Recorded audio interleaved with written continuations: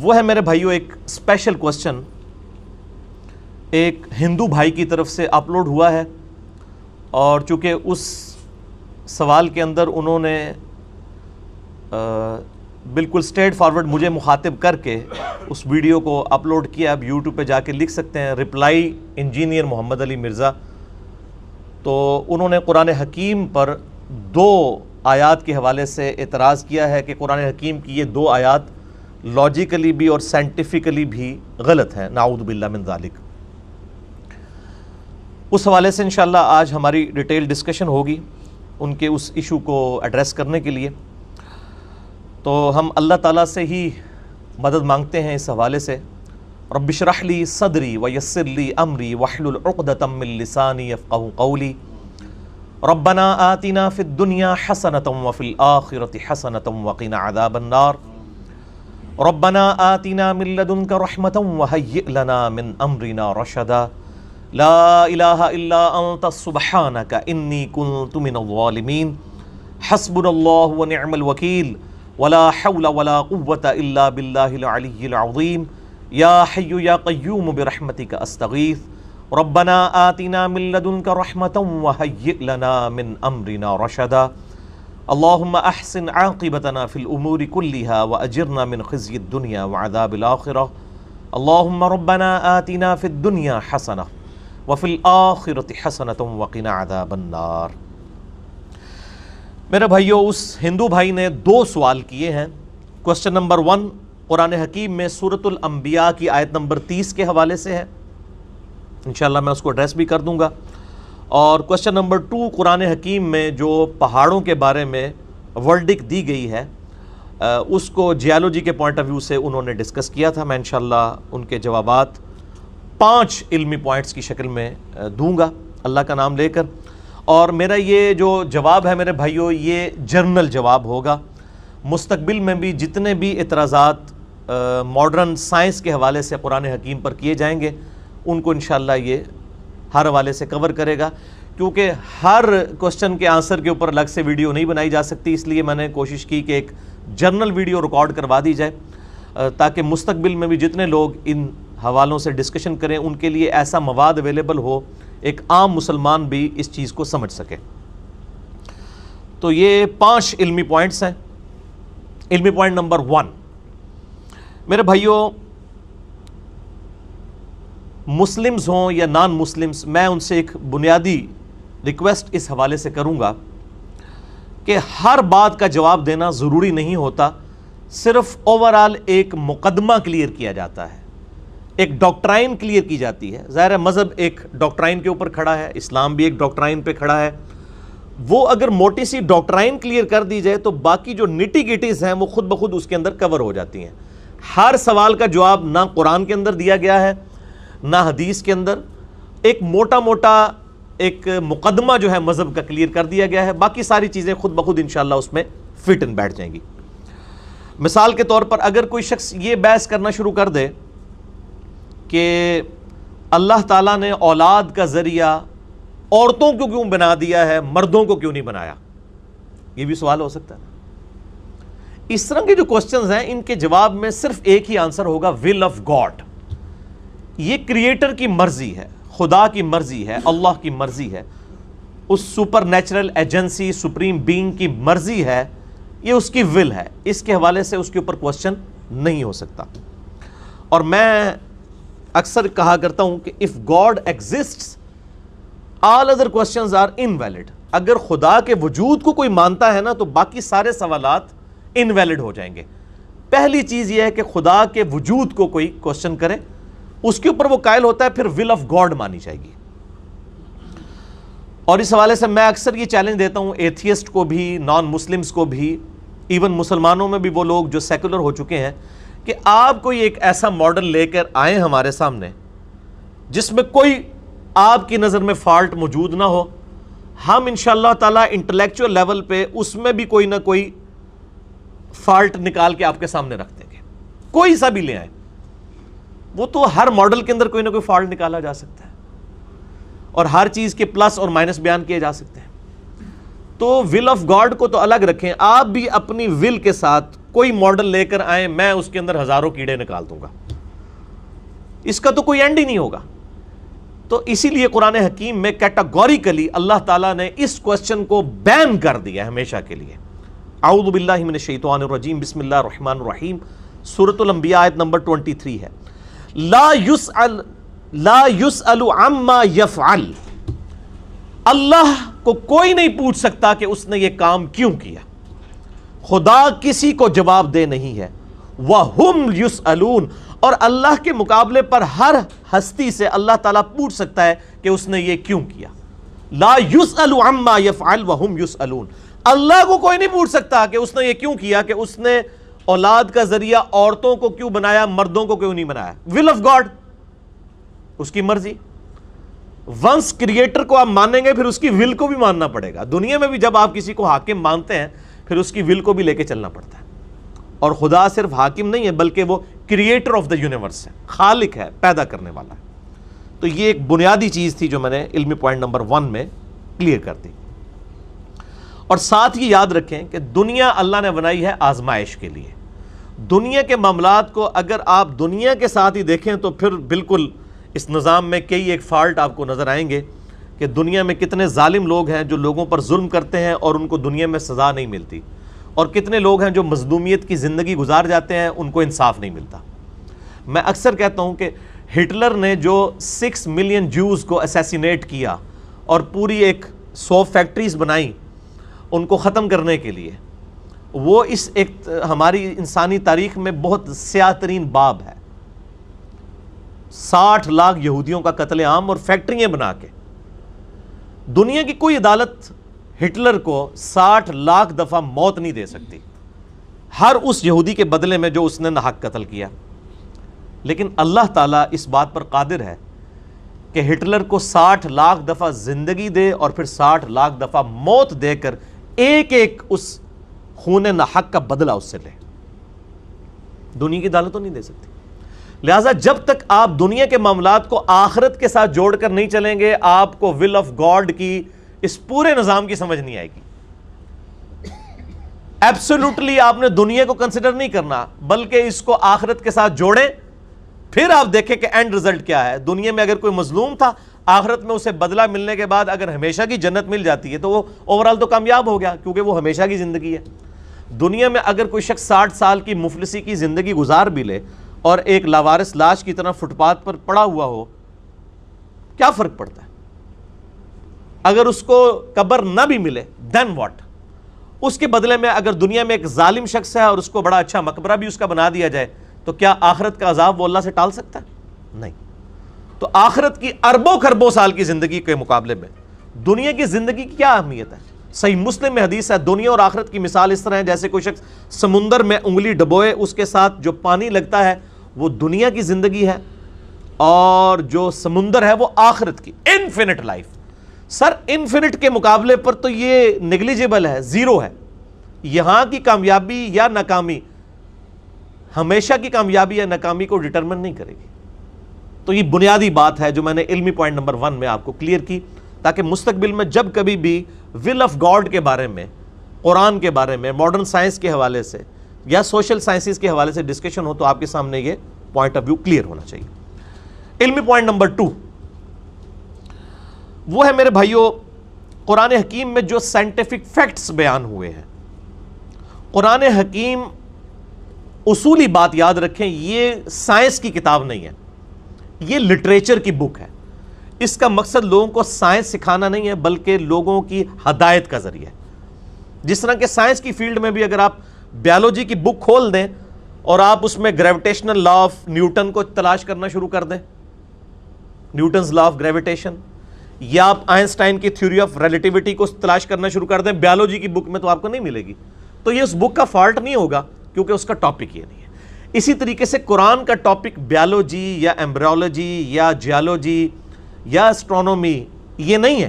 قرآن کا بنیادی ٹاپک ہے انسانیت کی ہدایت۔ البتہ قرآن حکیم میں آلموسٹ 6500 آیات میں سے 1000 سے زیادہ آیات سائنٹیفک فیکٹس اور فزیکل فینومینا آف نیچر کے ساتھ ڈیل کرتی ہیں۔ اس کا مقصد ان کو منوانا نہیں تھا بلکہ ان سائنس کے ساتھ اللہ کو منوانا تھا.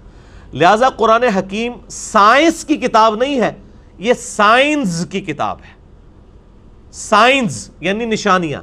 اس لیے قرآن کی ہر آیت کو کیا کہا جاتا ہے؟ آیت. آیتن عربی میں, اور وقت پڑھیں گے آیا. آیا کا انگلش میں ترجمہ ہوتا ہے سائن, اردو میں نشانی. قرآن حکیم سائنس کی کتاب نہیں ہے بلکہ سائنس کی بک ہے اور لٹریچر کی کتاب ہے. لہذا قرآن حکیم کی جو گفتگو ہے وہ بھی لٹریچر کی فارم میں ہوگی. دنیا کا کوئی سائنٹسٹ یہ نہیں کہتا کہ آج میرا دماغ چاہ رہا ہے کہ میں بریانی کھاؤں. وہ کیا کہے گا؟ آج میرا دل چاہ رہا ہے کہ میں بریانی کھاؤں. وہ سائنٹسٹ بھی جو انسٹرومنٹ آف انٹلیکٹ, عقل کا آلہ دماغ کو مانتا ہے, وہ بھی جب لٹریچر کی گفتگو میں بات کرے گا تو کیا کہے گا؟ آج میرا دل کر رہا ہے بریانی کھانے کو. دماغ کر رہا ہے کو نہیں کہے گا. اگر کہے گا تو لوگ کہیں گے پاگل ہے. اسی طریقے سے قرآن حکیم کی لٹریچر کی زبان کو اگر آپ سائنس کی لینگویج میں یا میتھمیٹکس کی لینگویج میں سمجھنے کی کوشش کریں گے تو پھر آپ کو بھی ہم پاگل ہی کہیں گے. یعنی یہ بنیادی بات آپ کو کلیئر ہوگی. اس لیے میں مقدمہ کلیئر کرنا چاہتا ہوں. قرآن حکیم میں جگہ جگہ آئے گا اے نبی صلی اللہ علیہ وآلہ وسلم وہ وقت یاد کرو جب ہم نے موسیٰ کو طور پر بلایا تھا. اب کوئی اسے یوں سمجھنا شروع کر دے کہ جب ہم دنیا میں کسی دوست کو کہتے ہیں یار وہ وقت یاد کرو جب ہم پکنک پہ گئے تھے, تو اس کا مطلب ہے وہ پکنک کے موقع پہ وہ دوست بھی ساتھ تھا. تو ٹھیک ہے, لیکن لٹریچر میں ایسا نہیں ہوتا. لٹریچر میں یاد دہانی کروائی جا رہی ہوتی ہے ایک پرانے وقت کی عبرت کے لیے, چاہے اس شخص نے وہ وقت دیکھا ہو یا نہ دیکھا ہو. ہمارے جو بریلوی مکتب فکر کے بھائی ہیں جو اس میں سے حاضر و ناظر کا مسئلہ نکال لیتے ہیں, حالانکہ اس کے ساتھ تعلق ہی کوئی نہیں ہے. یہ تو وقت یاد کروایا جا رہا ہے. حتیٰ کہ سورہ مریم میں تو جا کے مزید کلیئر کیا گیا کتاب میں ابراہیم کو یاد کرو, کتاب میں موسیٰ کو یاد کرو, یعنی یہ جو کتاب نازل ہوئی ہے اس میں یاد کرو.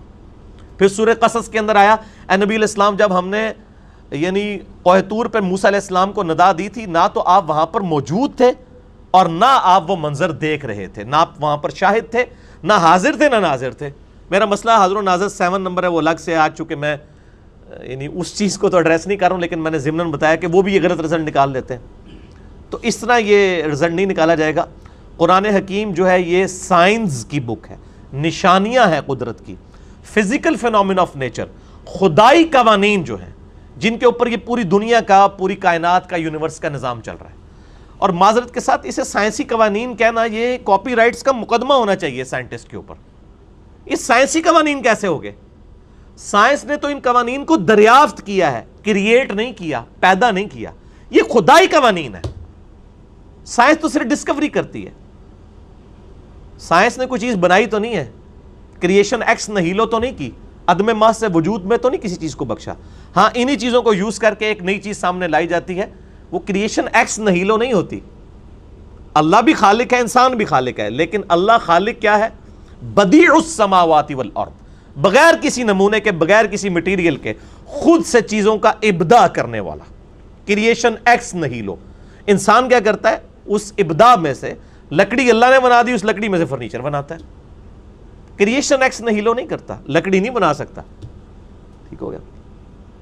تو یہ خدائی قوانین ہیں جو قرآن حکیم میں آئی ہے, سائنسی قوانین نہیں. اور قرآن کا مقصد ہے اس کے ذریعے تذکیر کرنا, نصیحت کرنا. اس کو قرآن حکیم کی ٹرم میں استعمال کیا جاتا ہے التذکیر بآلاء اللہ. اللہ تعالیٰ کی قدرت کی بڑی بڑی نشانیوں کے ذریعے اللہ تعالیٰ لوگوں کو اپنی طرف مائل کرتا ہے. اسی لیے سورۃ الرحمن سورت نمبر 55 قرآن حکیم میں پارہ نمبر 27 کے اندر کم از کم 31 ٹائمز یہ آیت ریپیٹ ہوئی ہے. فَبِأَيِّ آلَاءِ رَبِّكُمَا تُكَذِّبَانِ, اور تم اپنے رب کی قدرت کی کون کون سی نشانیوں کو اے جن و انس جھٹلاؤ گے. اس کا ترجمہ جو عام علماء نے کیا نا کہ اللہ کی کون کون سی نعمتوں کو جھٹلاؤ گے, یہ بالکل غلط ترجمہ ہے. نعمت تو خود عربی کا لفظ ہے, یہ ہے فَبِأَيِّ آلَاءِ رَبِّكُمَا تُكَذِّبَانِ. بگ سائنس آف نیچر, قدرت کی بڑی بڑی نشانیاں. اس لیے آپ دیکھیں دوزخ کا ذکر بھی آتا ہے نا, جب اس کے بعد بھی آتا ہے فَبِأَيِّ آلَاءِ رَبِّكُمَا تُكَذِّبَانِ, تو کیا دوزخ نعمت ہے؟ وہ تو اللہ کے عذاب کا مظہر ہے. تو یہ ترجمہ پھر ظاہر ہے کسی پڑھے لکھے بندے کو سمجھ آنا تھا. تو یہ ترجمہ مولانا مودودی رحمہ اللہ تعالیٰ نے 31 دفعہ جب یہ آیت ریپیٹ ہوئی ہے, ہر دفعہ ڈیفرنٹ سٹائل میں انہوں نے ترجمہ کیا ہے. کیونکہ اعلیٰ ہر ایک کی پھر وہ ڈیفرنٹ ہوگی. تو انہوں نے اپروپریٹ ٹرانسلیشن کی ہے کہ تم قدرت کی کون کون سی نشانیوں کو جھٹلاؤ گے, نعمتوں کو نہیں. لہٰذا مسلمان ہو یا غیر مسلم ہو, میں ان سے ریکویسٹ کروں گا جب کبھی بھی قرآن کے حوالے سے کوئی آپ کو الجھن آئے تو تفہیم القرآن مولانا مودودی رحمہ اللہ تعالیٰ کی پڑھا کریں. وہ ایک انٹلیکچوئل جینیس بندہ ہے. یعنی میری نظر میں, آپ کو اختلاف بھی ہو سکتا ہے, میری نظر میں یعنی پوری امت میں قرآن حکیم کی جتنی تفاسیر لکھی گئی ہیں سلف سے لے کر خلف تک, مولانا مودودی رحمہ اللہ کا جو انٹلیکچوئل لیول تھا اور جس دور میں وہ آئے اور انہوں نے جس طریقے سے لوگوں کو ایک عام پڑھے لکھے فہم تک چیزیں پہنچائی ہیں, یہ ان کا خاصہ ہے. 1979 میں ان کی ڈیتھ ہوئی. تفہیم القرآن آپ کو PDF میں ہماری ویب سائٹ ahlsunnatpak.com پہ مل بھی جائے گا. آپ کسی بھی آیت کو اٹھائیں, غیر مسلم کو اعتراض کر رہا ہو, آپ اس کی شرح تفہیم القرآن میں جا کے دیکھیں, آپ کو بات سمجھ آ جائے گی. باقی یہ بھی یاد رکھیے گا, جب ایک کتاب جو عربی زبان میں ہے اس کی آپ اردو میں ٹرانسلیشن کریں گے تو الفاظ کے چناؤ میں فرق ضرور آئے گا, البتہ مفہوم ایک ہی ہوگا. بسم اللہ کا ترجمہ اگر کوئی کرے اللہ کے نام سے شروع, یا شروع اللہ کے نام سے, یا شروع کرتا ہوں اللہ کے نام سے, شیطان کے نام سے تو کوئی نہیں شروع کر رہا. ایون آج ایک مجلس میں ہم 10 PhD انگلش بیٹھے ہوں جو اردو بھی جانتے ہوں, ان کی مادری لینگویج ہو, میں ان کو انگلش کا ایک مضمون لکھ کے دوں 10 کے 10 لوگوں کو, کیا وہ ایک الفاظ کے ساتھ ترجمہ کریں گے؟ الفاظ کا چناؤ ڈیفرنٹ ہوگا, البتہ مفہوم ایک ہی ہوگا. اسی طریقے سے قرآن حکیم کا جب ترجمہ کیا جاتا ہے تو الفاظ کے چناؤ میں ضرور فرق ہو جاتا ہے, لیکن مفہوم ایک ہی ہوتا ہے. وہ ہمارے ہندو بھائیوں نے جو اعتراض کیا, اگر وہ ترجمہ تفہیم القرآن میں پڑھ لیتے تو ان کا اعتراض وہیں پہ ختم ہو جاتا. میں انشاءاللہ بتا بھی دوں گا, کیونکہ یہ قرآن حکیم کا با محاورہ ترجمہ تفہیم القرآن میں کیا گیا ہے مولانا مودودی رحمہ اللہ تعالیٰ نے. تو اس لیے ان چیزوں کو سمجھنا اس حوالے سے ضروری ہے کہ قرآن حکیم میں جتنی بھی قدرت کی نشانیاں آئی ہیں یہ تذکیر نصیحت کے لیے ہیں. یہ سائنس کی بک نہیں, سائنس کی بک ہے, اور یہ آپ کو بتانا چاہتی ہے کہ اس کائنات کا ایک کریٹر ہے جس نے اس کائنات کو بنایا اور بنا کے چھوڑ نہیں دیا, بلکہ ہر چیز اس کے کنٹرول میں ہے. انسانوں اور جنوں کو اس نے اختیار دیا ہے کہ وہ اپنی مرضی سے اپنے رب کو چوائس کریں یا اپنے رب کے مخالف راستے کے اوپر چلیں. انا ہدیناہ السبیل اما شاکرا و اما کفورا, ہم نے ہدایت کا راستہ واضح کر دیا, چاہے تو شکر گزاری کی روش اختیار کرو, ہاں نہ شکری کی. لیکن والذین جاہدوا فینا لنہدینہم سبلنا, جو لوگ ہماری راہ میں کوشش کریں گے ہم اپنی راہیں ان کے لیے پھر کھول دیں گے. کوشش انسان نے کرنی, پھر اللہ تعالیٰ ہدایت دے گا. اگر انسان کوشش نہیں کرے گا زبردستی ہدایت نہیں ملے گی.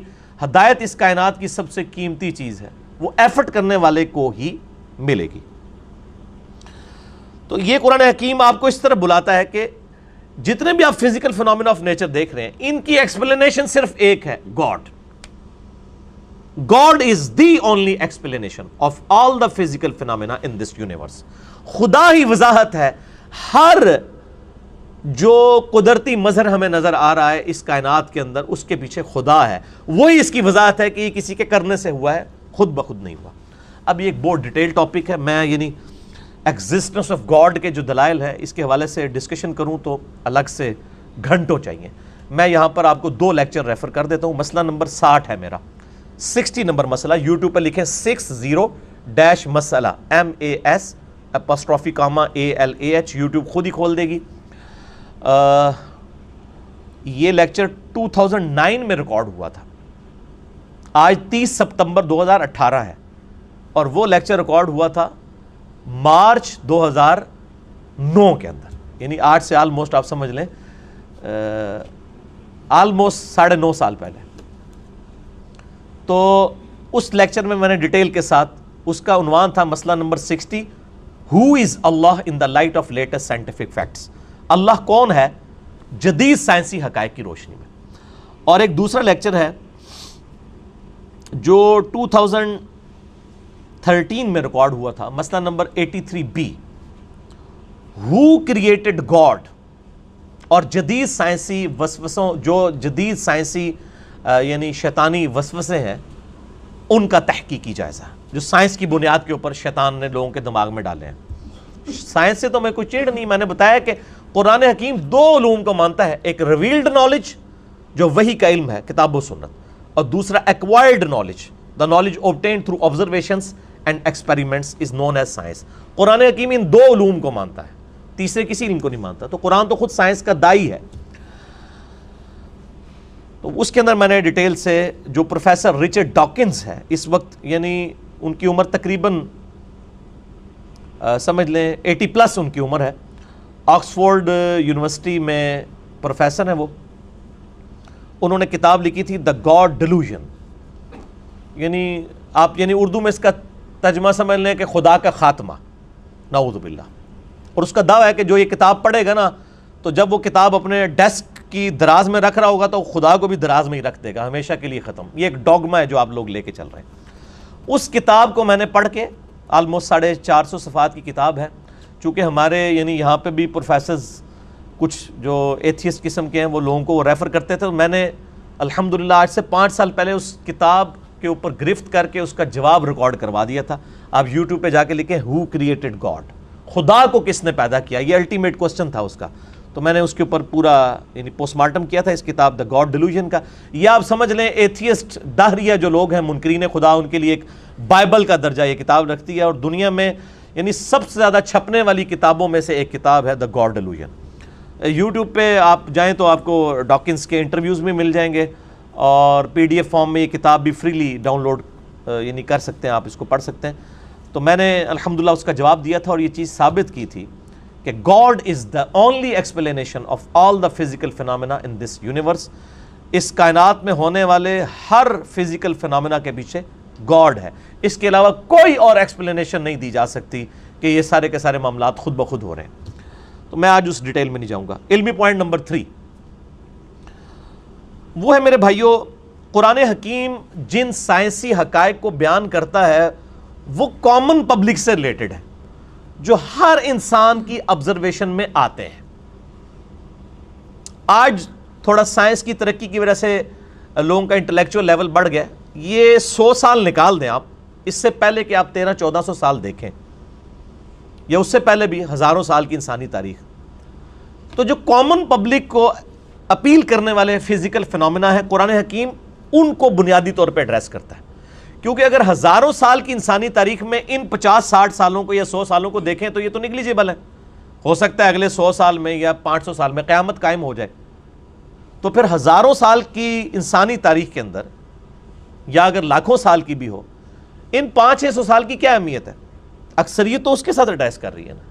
اس لیے قرآن حکیم کامن پبلک کے جو فزیکل فینومینا آف نیچر, جو سائنٹیفک فیکٹس اسٹیبلش ہو چکے ہیں, ان کے ساتھ ڈیل کرتے ہوئے ان کو اس کی طرف بلاتا ہے. مثال کے طور پر آسمان سے بارش کا برسنا اور اس بارش سے مردہ زمین میں سے اناج کا اگنا, اسی طریقے سے بادلوں اور ہواؤں کا چلنا, اسی طریقے سے ایک طرح کے پانی سے مختلف درختوں کو سیراب کرنے کے بعد مختلف پھلوں کا پروڈیوس ہونا اور ہر پھل کا ذائقہ ڈیفرنٹ ہونا. یہ وہ چیزیں جو قرآن ایڈریس کرتا ہے. اسی طریقے سے پہاڑوں کی پیدائش اور اس کا مقصد, زمین میں جانداروں کا پھیلا دینا 2 ملین سپیشیز کا, ہواؤں میں پرندوں کا اڑنا, سمندروں میں کشتیوں کا چلنا اور سی فوڈ کی تلاش کرنا. یہ وہ سارے فزیکل فینومینا جو قرآن حکیم میں درجنوں دفعہ ریپیٹ ہوئے ہیں. اور سب سے بڑھ کر انسان کی کریشن, انسان کیسے بنتا ہے اور اس کے اعضاء, آنکھیں, کان, عقل, دل, یہ جو اللہ تعالیٰ نے اس کو نعمتیں دی ہیں, ان کو اللہ تعالیٰ ایمفسائز کرتا ہے. سائنس, یہ ساری قدرت کی سائنس. تو یہ بنیادی ٹاپک. اب وہ میں ان کے اوپر آیات کوٹ کروں تو 1 گھنٹہ لگ جائے گا. میں آپ کو قرآن حکیم کی ٹاپ آف لسٹ 5 صورتیں بتا دیتا ہوں. اس حوالے سے قرآن حکیم میں جو سمجھ لیں ذروۂ سنام ہے نا, اللہ کی قدرت کے مظاہر کے اوپر ٹاپ آف دا لسٹ جو صورت ہے, اگر کوئی پڑھنا چاہے, وہ ہے سورۃ النحل.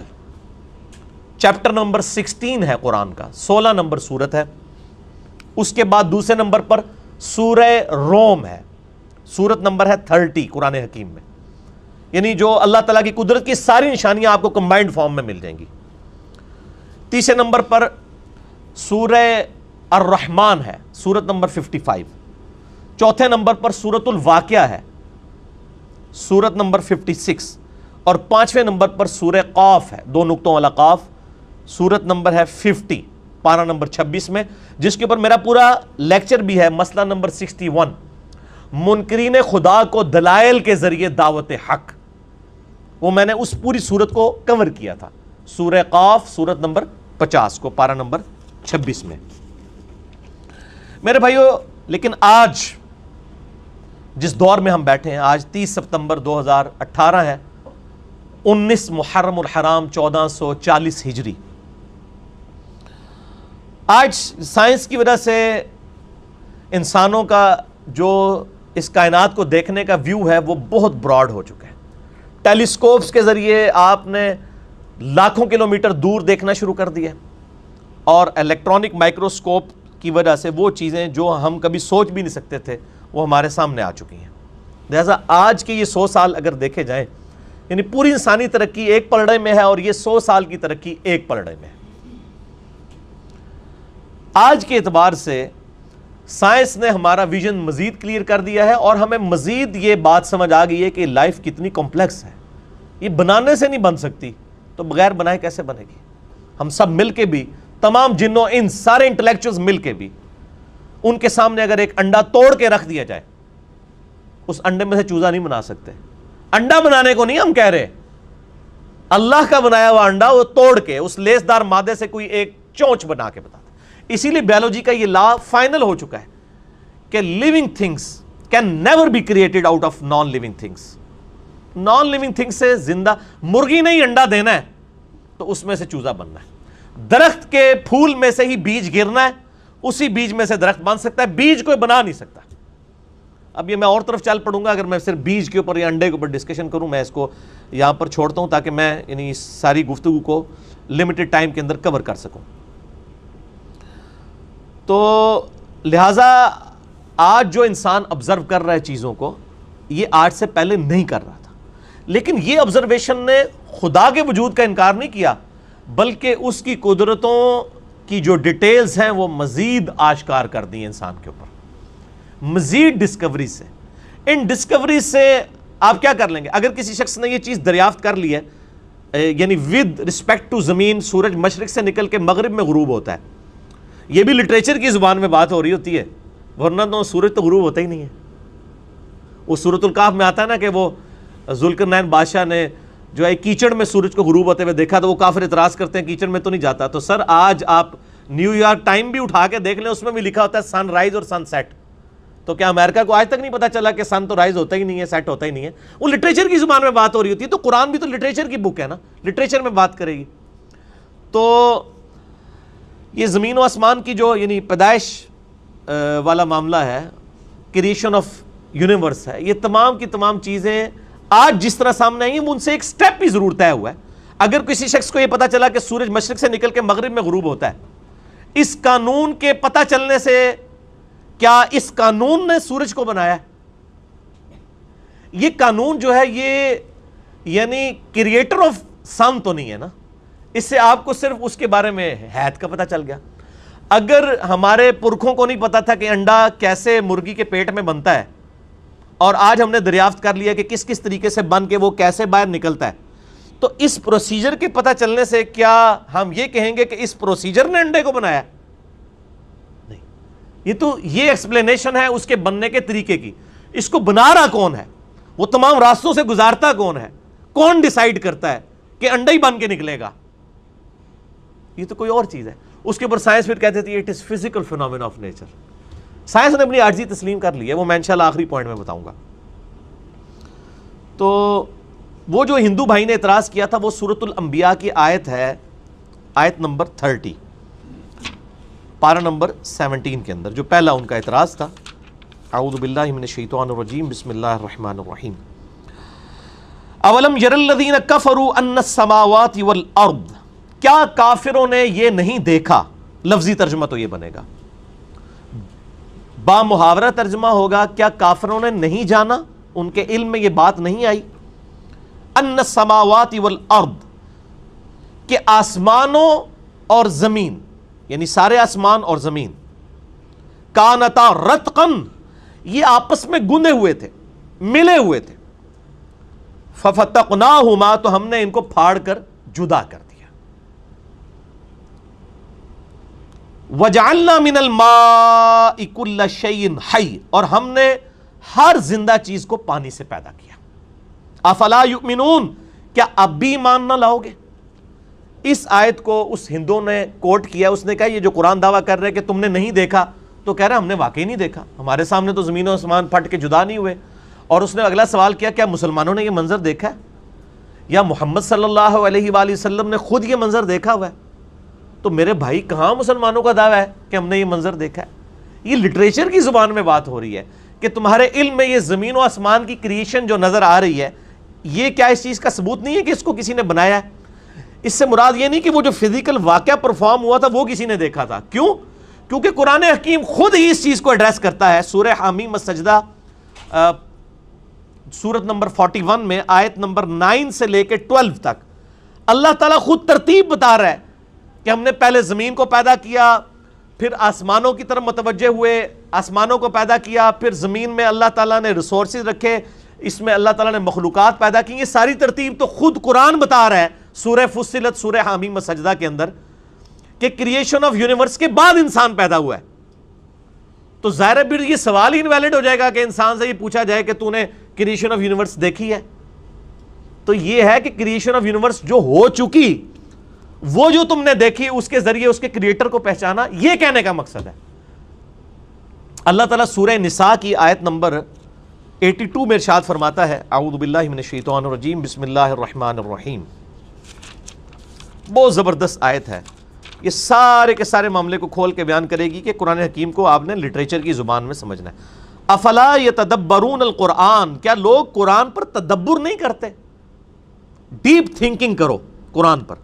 ولو کان من عند غیر اللہ، اگر یہ اللہ کے علاوہ کسی اور ہستی کی طرف سے ہوتا، لوجدوا فیہ اختلافا کثیرا، تم اس میں بہت اختلاف پاتے.